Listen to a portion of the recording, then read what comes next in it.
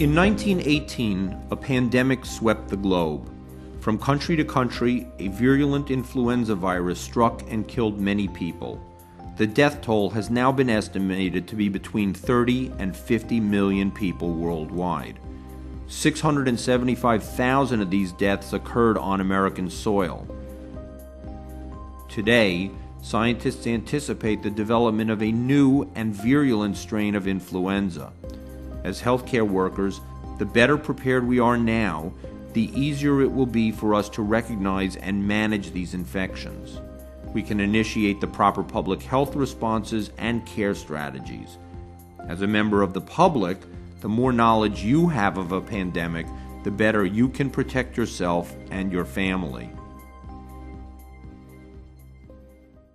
A pandemic may begin with a few illnesses in the community, and it may not seem like much at first.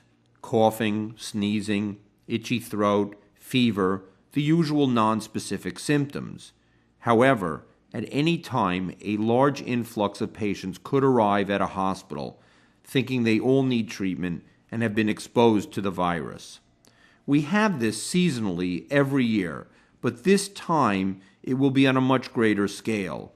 We must remain calm, take action to help the public, and manage the pandemic by implementing strategies to delay the disease transmission and outbreak peak, limit the burden on the healthcare infrastructure, and diminish overall cases and health impacts.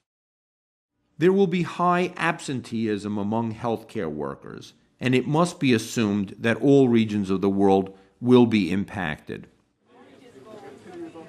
There may be no outside help during the initial phases of a pandemic. There will be an abundance of critical patients with limited ICU and ventilator capacity. Despite planning and preparedness, however, in a severe pandemic, it is possible that these shortages will occur and may cause medical care standards to be adjusted to most effectively provide care and save as many lives as possible. There will be risk of transmission of the contagion within the hospital, so please take care of yourselves with the proper personal protective equipment.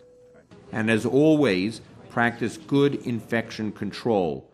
Be sure to use the recommended masks, gloves, and gowns and face shields when necessary. There is a three-step decision-making process for managing an influx of patients associated with an influenza pandemic: mass screening, triage, and disposition. During mass screening, you must determine whether or not the patient needs to be isolated. The patient is then sent to triage, and the urgency of evaluation and treatment is determined. Finally, the patient is then sent to the emergency department or clinic, or back home if they are determined to be stable, not sick, and do not need hospital support. Prior to and in the early phases of a respiratory infectious outbreak, such as influenza pandemic, it is expected that hospitals will do the following: develop planning and decision-making structures for responding to a pandemic, develop written plans that address disease surveillance, hospital communication, education and training, triage and clinical evaluation, facility access, occupational health, use of vaccines and antiviral drugs, surge capacity, supply chain, and access to critical inventory needs, as well as mortuary issues. You should participate in pandemic influenza response exercises and planning, and incorporate the lessons learned into all response plans.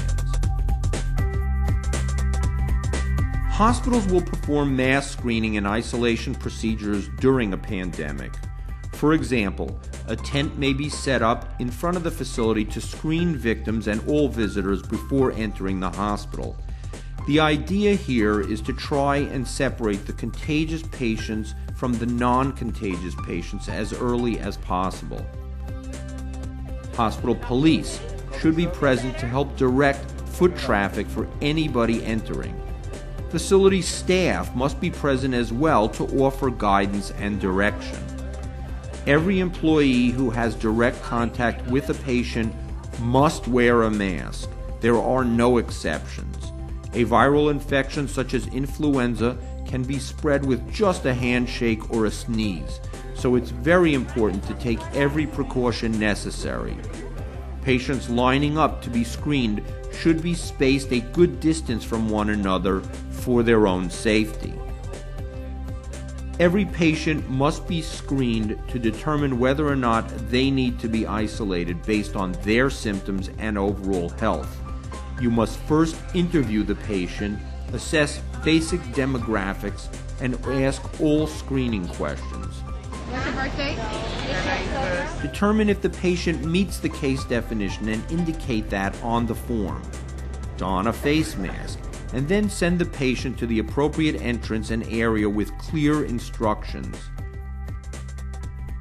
If a child arrives alone without any family, someone must contact a social worker immediately in order to give the child the proper care and protection. If you are screening patients, place a mask on each person and take down all the necessary information communicated to you from your supervisors. All forms will be provided to you. Follow each line quickly to keep the victims moving. It is crucial that you remember to separate possibly infected patients from uninfected patients. By doing so, it may limit the spread of infection from infected patients to uninfected patients. So follow the red arrow, and then you can give the paperwork. Make sure there are designated areas for those who are believed to meet the case definition and those who do not meet the case definition. Signs should be posted telling the patients which way to go after they are screened if possible. Hand hygiene products between screening patients are an important part of dealing with a massive influx of patients. Remember to use these hand sanitizers or soap and water if available, and clean all surfaces around you regularly. After a patient is screened, they will need to be sent to a triage area designated specifically for patients that either meet or do not meet the case definition. The triage waiting area should have seats spaced apart evenly, at least 3 feet. It's very easy for someone to sneeze and spread a virus when you are on top of one another, so spacing is a strict precaution. Again, every employee and every patient must be wearing a mask. After each patient is called to be examined, the next step should be evaluation in the emergency department, or if there is overflow, in the clinic area. They will either have to be admitted to the hospital for further evaluation and testing, sent to a clinic or doctor's office, or they will be sent home. You must give a clear direction of which way to send the patients, as we do not want anyone who is healthy to cross with someone who is potentially ill with the virus. If it spreads to one person, it may spread to 100, and then we'll have a much bigger pandemic on our hands to deal with.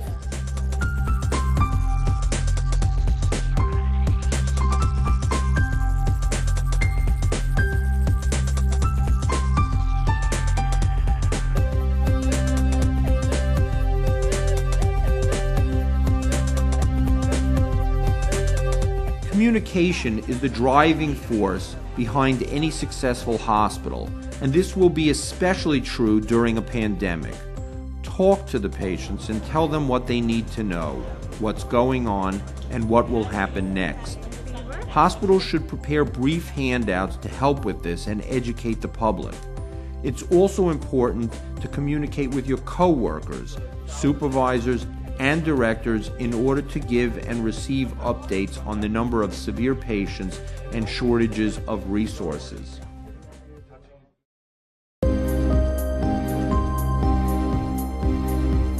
The possibility of a mass casualty event such as influenza is very real. Experts say that a pandemic of the magnitude of 1918 is expected and can develop at any time. We must be prepared to help the public if such an event happens. It's our job as healthcare workers to help those who are infected and prevent the contagion from spreading even further. The more we know now, the better off we'll be if a massive pandemic occurs. Each hospital should develop an education and training plan that addresses the needs of the staff, the patients, and family members. Staff education will include prevention and control, just-in-time training modules, the role and benefits of annual influenza vaccination, the role of antiviral drugs, infection control strategies such as respiratory hygiene, cough etiquette, hand hygiene, standard precautions, droplet precautions, and airborne precautions.